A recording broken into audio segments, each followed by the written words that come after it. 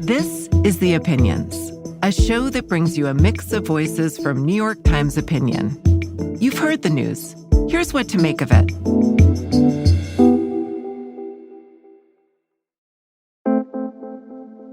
I'm Michelle Cottle, and I cover national politics for Times Opinion.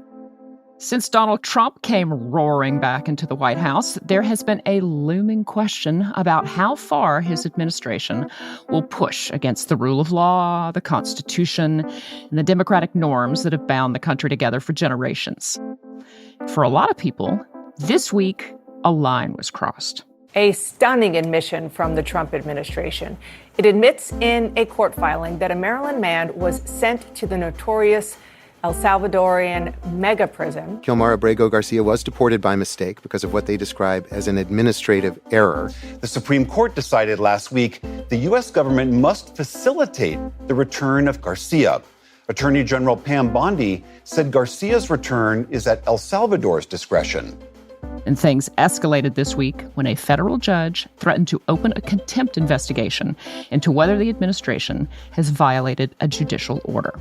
So we find ourselves now in this extremely surreal moment where we are actually having to ask, can the government stiff-arm the nation's highest court? And what happens if it does? To tackle these questions, I am joined by two of my brilliant opinion colleagues who've been digging into this whole mess. David French is a former attorney who's been looking at how the Supreme Court could and maybe should respond. Jamelle Bouie covers politics through a historical lens and has written about where this whole case fits in American history. Guys, welcome, and thank you so much for coming to help me make sense of this mess. Our pleasure. Thanks, Michelle. I would say it's a pleasure, but it's a kind of a grim pleasure. Right? Yeah, nobody's having much fun with this, but we might as well dig in and pick it apart as best we can. So I guess starting out, I want to ask both of you. So what's happening with Abrego Garcia is unprecedented. I know we use that word a lot. I kind of hate it, but it seems justified here. A man was deported to a country where a judge specifically said he could not be sent. Judges have ordered the administration to return him. And the administration's response has essentially been, nothing we can do, so sorry. What is your top line reaction to all of this? I mean, my initial reaction to all of this is just that it really demonstrates the administration's just breathtaking contempt for the rule of law. I mean, the entire way these operations are unfolding, where people are being essentially whisked off the street and then, obviously without any opportunity for a hearing, any opportunity to disprove that the government says who they say they are, and then shipped off to this prison where they are essentially, they are not essentially disappeared, they are disappeared, right? Disappeared in the way that you would associate with the Soviet Union. And even then, people got out of the gulag. It took a while, but it happened. It's breathtaking for anyone inclined to give the administration the benefit of the doubt, to say, well, maybe they've gotten some things right on some issues. This is the kind of thing that overrides all of that. Who cares if they're making the right moves on trade policy? Like, who cares if what they're also doing is like renditioning people to be disappeared? David?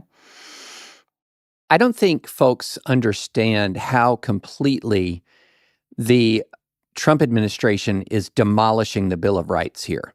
Because when you really dive into the legal doctrines, the first thing you have to know is that the protections of the Bill of Rights, as a general matter, accrue to persons, not just citizens. So if you're a human being in the country, you enjoy the protection of the Bill of Rights. So this sort of argument that, well, this is awful for this undocumented immigrant, but I'm an American citizen, this couldn't happen to me, it's just completely wrong. I mean, Trump is already talking about bringing American citizens that may have committed particularly heinous crimes and sending them to this El Salvadoran prison. And so when you have a human being taken from the United States against a court order, sent to a prison, and this prison, by the way, would violate cruel and unusual punishment standards in the United States. And then what he's saying is, well, now he's in a foreign country, and so this is all just a matter of foreign policy, and you can't make me do anything. And of course, you can't enter an injunction order against El Salvador. So think this through. If human beings, you're one of them if you're listening to this podcast right now, if human beings who are covered by the Bill of Rights can now be whisked away from the United States of America, dumped into an inhumane prison, and then an American government just washed their hands of it now. It's not a matter for the courts to intervene because it's a matter of foreign policy. You've just hacked the Bill of Rights. I mean, there's just no other way around it. And so, as Jamelle said, this is far more fundamental than swings in the stock market or the unemployment rate. This goes to the core of who we are. This goes to the core of the American national promise. Okay, before we get into more of the legal ins and outs, which I want to do, I want to ask you both.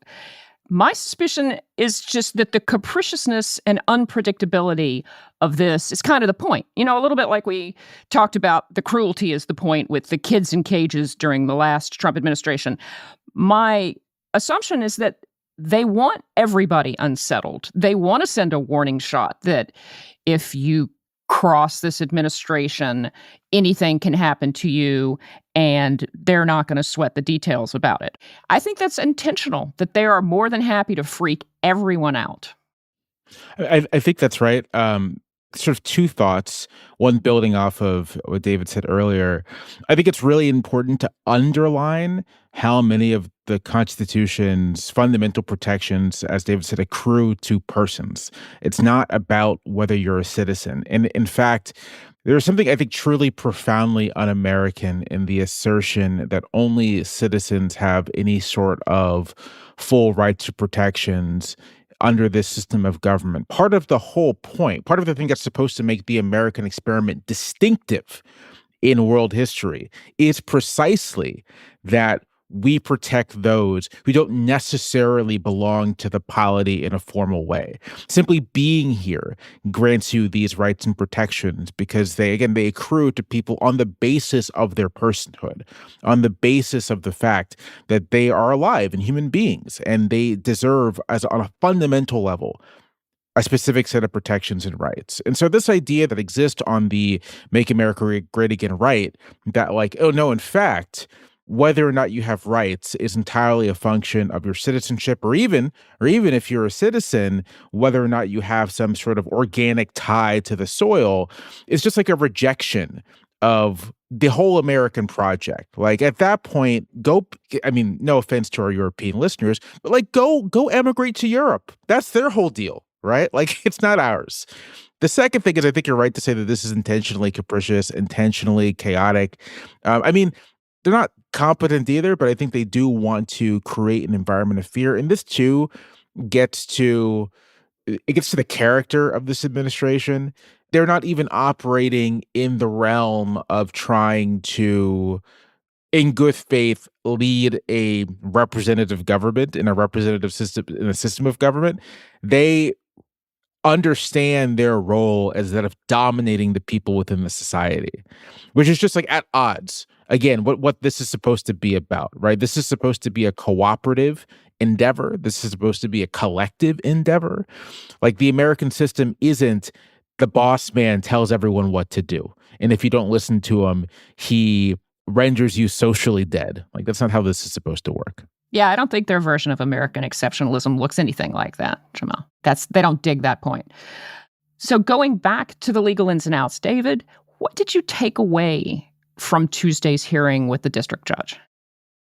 Well, look, the district judge can see what is plain to everyone, which is the administration is just not acting in good faith here. This is a situation where in any normal American administration, Republican or Democratic, if they had sent someone overseas in defiance of a court order, they would immediately get them back. This would be a one-day story.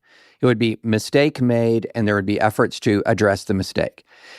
But what is very, very, very clear is that this administration is just not, it is acting in open defiance, and then when being called on it, is appealing to sort of some vague language in the Supreme Court case. What does facilitate mean? Who's to know? As if the meaning of the word facilitate has been lost to time. So on the one hand, in the legal sense, they are making these very technical legal arguments that while it's plain to everyone they're not operating in good faith, they're not really technically, truly, really defying the court And then they're turning around in the court of public opinion and just being much more brazen about it.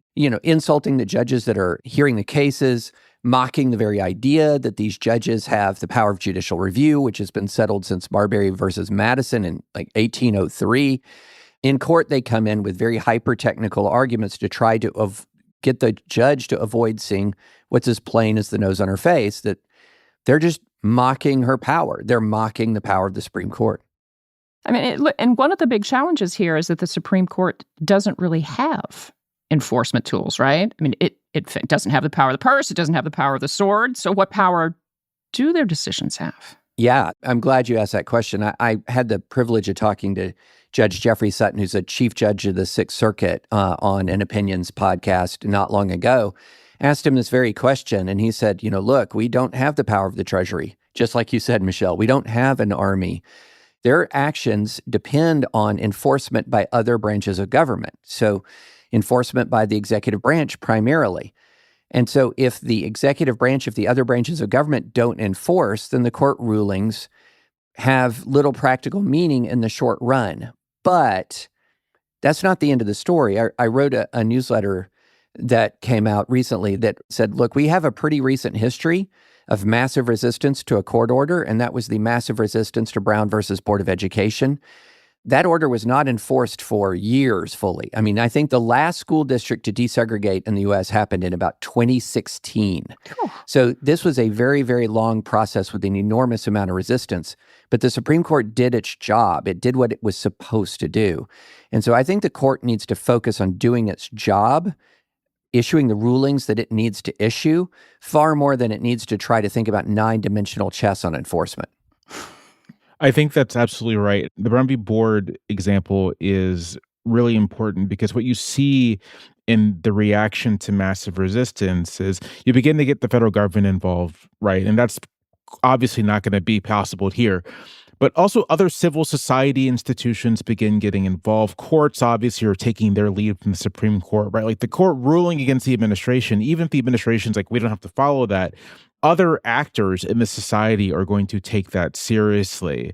In part, right, because, as of now, the presumption is that like the administration isn't going to be here forever, but the court will be here 4 years from now, right? Like the law will still be here.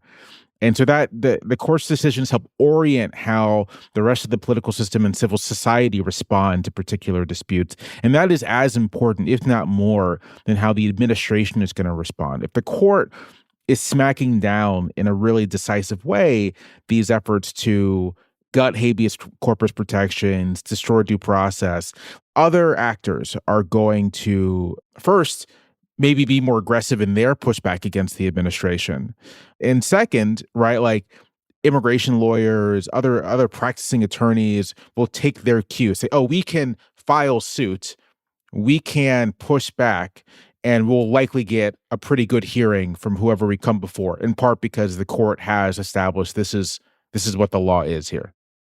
So what the court says just in and of itself matters, even if the court can't strictly enforce it, and it has to go through this years-long process like we saw with the civil rights movement. And you've written a lot about the historical parallels that you see in this, Jamelle. What lessons from the past feel most relevant, either in a optimistic or pessimistic way for you right now? I mean, this is neither optimistic nor pessimistic. It's just sort of an observation about how like rights work. And I wrote about this week in my column. But in the pre-Civil War America, there was a fairly large population of free Black Americans. Not like millions strong, but like in states like Ohio, Illinois, sizable populations. But the thing about being a free Black American in this period is that your status, not unlike that of an undocumented person or someone with just sort of like temporary protected status, your legal status was incredibly provisional, in part because the states you lived under likely had like these anti-Black laws that really put tight restrictions on what you could do, what legal rights you had. But more importantly, the existence of slavery, the existence of a non-protected class of people to which you have this racial connection rendered you insecure as well. So the thing I note in the piece is that free Black Americans were in regular danger of being kidnapped and sent down south with no real recourse. But even after the Fugitive Slave Act is passed in 1850, or the Second Fugitive Slave Act, there wasn't really due process if a slave catcher showed up in your town and were like, you're a runaway, right? Like you can't, how are you supposed to prove that you're not? And I brought that up just to know that like the existence of slavery, of this class of people who are outside the law, necessarily degraded the rights and citizenship of the people who were nominally inside the law. And that this extended not just to Black Americans, but to white Americans too. Part of what precipitates the armed conflict over slavery in the 1850s is precisely the fear among many whites that what is happening to Blacks is going to happen to them eventually. And in our case today, if we're going to accept the existence of a class of people who can be renditioned abroad with no legal protections, that necessarily means that the rest of our rights are highly provisional. Once you grant the power to place one group of people outside the law, you've effectively granted the power to place all people outside of the law. Well, which brings us back to the point that Trump has made, that he'd be perfectly open to deporting homegrown criminals. How feasible is this? And, basically how terrified should we be? As a practical matter, it's extremely feasible. As a practical matter, it's the easiest thing to do in the world, that he could just put him on a plane now. I think what you are seeing here is a process of testing and prodding. And so he's sort of hammering away at various American institutions and traditions. And I think each wall that caves, each barrier that collapses, he just will keep hammering. And, I asked the people who've come to me and say, David, he's not going to do this to citizens. No, come on, this is bluster. And I've asked, where is your evidence that he has a line? Because at this point, if you're in the camp of take Trump seriously, but not literally, that phrase from 2016, well, all of us as Southerners are familiar with bless your heart on that take. Bless your heart on the idea that this man has self-restraint. And so you have to ask about that immediate next step. And that immediate next step is citizens, watch out. And then you might think, well, that's only criminal citizens. Those are only the citizens who have already done terrible things and have lost many of their liberties. But look at the power he's exerting over civil institutions here in the U.S. in blatant violation of their First Amendment rights. I mean, again, where is the line? Show me the line that he's not willing to cross. I couldn't say it better than that. There simply isn't any reason to give this administration the benefit of the doubt. The thing we know about Donald Trump is that he is a habitual line stepper, right? Like wherever you place the line, he's going to step over it. And when you draw a new line, he'll step over that. And so they can say, oh, this is only going to be incarcerated people. And then the line will be withdrawn again. They'll step over it and they'll choose some new category of people. Of course, to Trump, criminal isn't something you do that is proven in a court of law. It's a quality of a person. So who knows who's going to be a criminal in his estimation? Oh, I think right? all three of us would qualify, Jamelle. Oh, yeah, we would definitely qualify as criminals. Definitely. So you can go no further than this point. Like this is the place for everyone, I think, in civil society to take a stand. I keep thinking of, because of the way my brain works, I'm thinking of like two movies right now. The first, the first is one, David, I'm sure you'll be familiar with, Star Trek First Contact. Oh, yeah. When Picard is talking about the Borg and how that at every turn, the Federation retreats from the Borg, and that this has to be the place where they take a stand. The line must be drawn here. The other is Paul Scofield in the 1966 adaptation of A Man for All Seasons, and he's playing Sir Thomas More, when he's being pressed to arrest someone who hasn't broken the law, just sort of like violated, whatever norm. His character says, I'd give the devil the benefit of the law for my own safety. And that's due process. That's constitutionalism. We have to give even the people in our society that we find the most reprehensible and despicable the benefit of the law. Because if they do not have it, then who does? So you guys have brought up that he's testing, he's poking, he's crossing lines, he's sledgehammering. And in part, I think what they wait to see is if there's some kind of just like response that's overwhelming so that they know they've gone too far, or some kind of huge public outcry, or, maybe someday Republican lawmakers would stand up and say enough.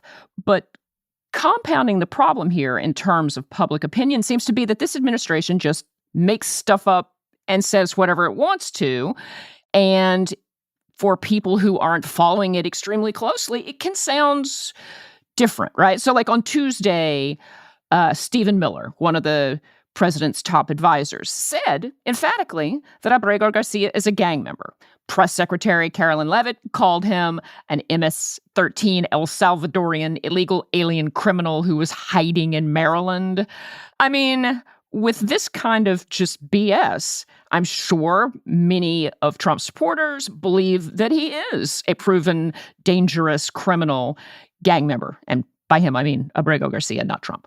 On the whole, do you guys think any of the facts of this case are cutting through to people who are inclined to give Trump the benefit of the doubt? One of the tells about how MAGA is thinking is if you see them start to sort of like celebrate in real time that we're talking about this issue. And so I think a lot of MAGA thinks they're winning this issue, that if we are talking about Garcia, then we're not talking about the economic instability that they see as the real threat to their power, because they know something. And Michelle, you hit the nail on the head. In people's minds right now, this is a terrorist gang member of MS-13 that Trump is trying to keep outside of America, while the far left is trying to bring this terrorist gang member back into America, into, a town near you. And I think that they think this works for them, actually. And now this is the hardcore MAGA folks. I'm not sure that they're right about this. I think a lot of people understand sort of the very basics that the court said, don't send him to El Salvador, and you sent him to El Salvador, just bring him back. And if he's deportable somewhere else, fine. But you violated a court order here. This was not supposed to happen. A lot of people just understand that, and they understand lawlessness. There was a town hall kind of viral clip where the guy says, if I get this $1,200 fine from a court, can I just say no? Does that stand up? Because he's got an order from the Supreme Court, and he's just said no. Yeah. Is that how this works now? So I do think this is cutting through, but no one should be under any illusion here. MAGA believes that the more we talk about immigration, the better it is for Trump. And they may not be entirely wrong about that politically. Jamelle, do you see an opportunity here for Democrats? Or is this all just downside? Yeah, so I see an opportunity here. The way public opinion tends to respond to Trump with immigration is the broad public likes the idea of like an immigration crackdown, right? So they like the idea of, people shouldn't be able to come here illegally. And kind of, along the lines of David's point that people understand lawlessness, they see that as being a kind of lawlessness they don't like. They don't like it, so they don't want it. They don't like the idea of like a flood of people coming in, which is not really what's happened, but they don't like that idea. And so when Trump talks about deporting illegal immigrants or whatnot, like the public likes that. They are on board with that. But when it comes to actually specific, discrete policies, right? Like we are going to separate children from family. People are like, why? I don't like that. Like, I don't want you to do that. That seems lawless. That seems unreasonable. We're going to just start deporting people without giving them their due in court. I don't like that very much, right? Like that doesn't seem okay. And so the opportunity here for Democrats is don't talk about immigration as like an abstraction. Talk about Abrego Garcia. Talk about the specific people and what's being done to them. And ask voters, ask the public, do you want this to happen to you? Do you want this to happen to your neighbor? Do you want this to happen to the people who you work with on the job? Hey, you're a contractor. You hire a lot of dudes who are just like Abrego Garcia. Do you want to see ICE agents come and like send them away for them to be gone for the rest of their lives? Like the opportunity is in, like this is a dramatic story. There's drama here. And so the opportunity is in enhancing the drama.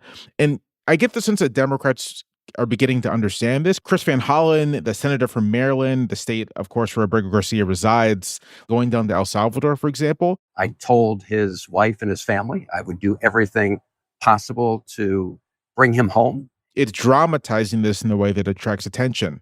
The Abrego Garcia belonged to a sheet metal workers union, and the union leader on CNN was like, we got to get this guy back. Our union is founded on due process.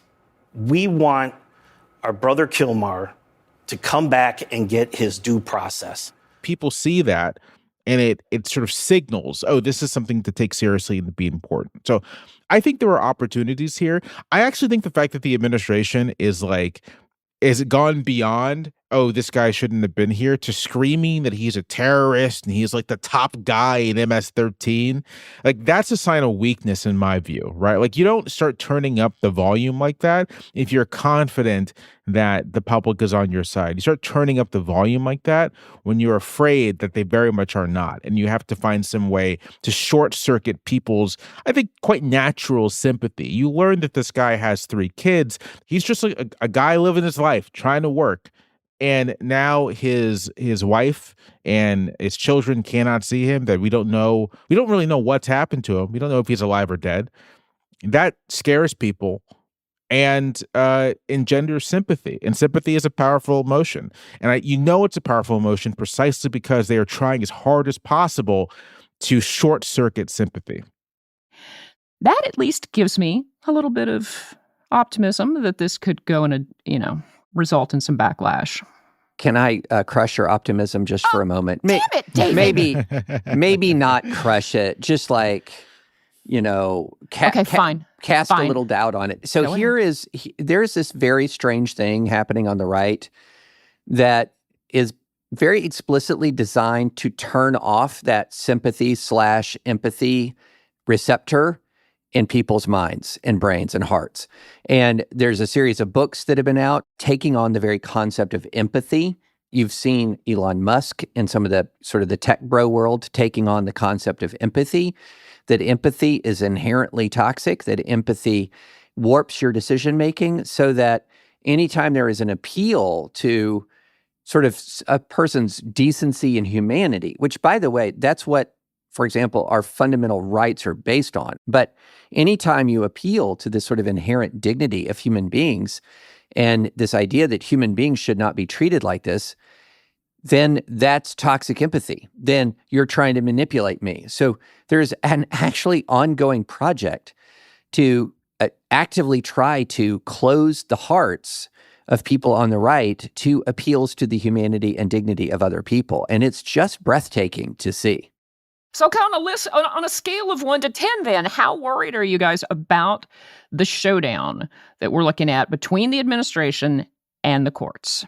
I think there will be a showdown between the administration and the courts, but I'm not, to allude to what I said earlier, to go back to what I said earlier, I don't necessarily think that that's going to be the most important thing. The most important thing is going to be how the rest of society responds to it, right? Like, if there's a showdown between the administration and the courts and everyone's sort of like, well, I guess we just, the courts were defeated, there's not much we can do, then you should be worried, right? But if the rest of civil society is like, no, this is not okay, then you're in a better place.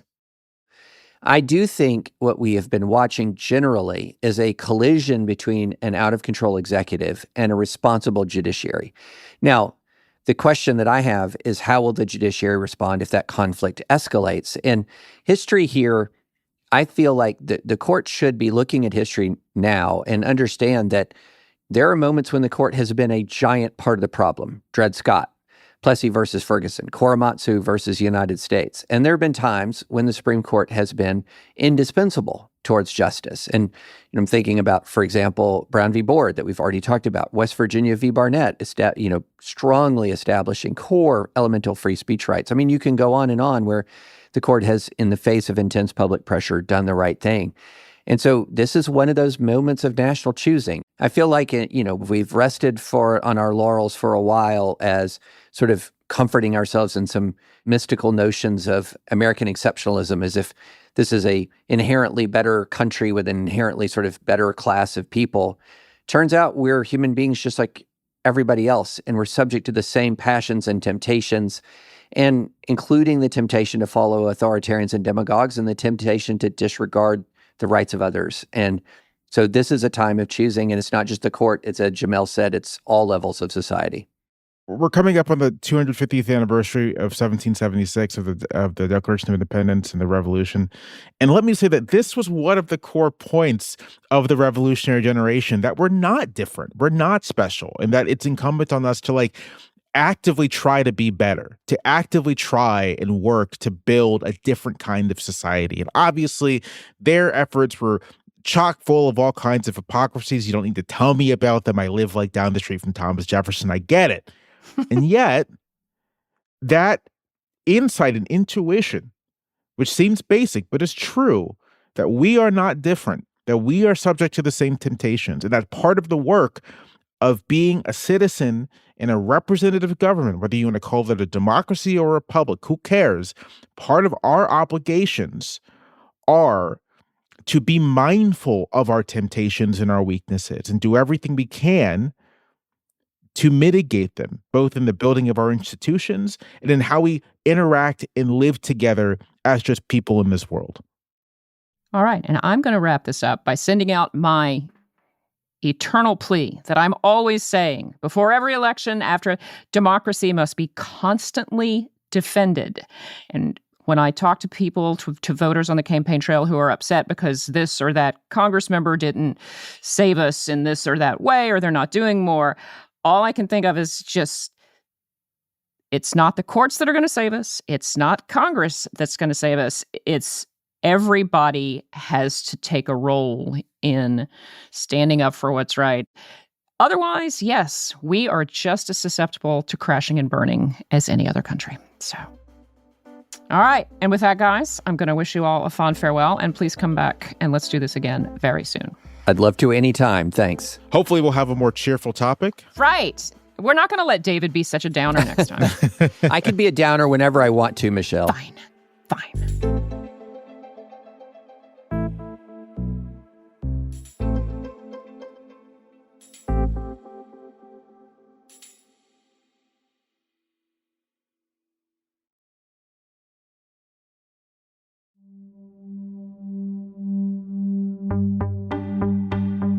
If you like this show, follow it on Spotify, Apple, or wherever you get your podcasts. The Opinions is produced by Derek Arthur, Sophia Alvarez-Boyd, Vishaka Darba, Christina Samuelewski, and Jillian Weinberger. It's edited by Kari Pitkin, Allison Bruzek, and Annie Rose Strasser.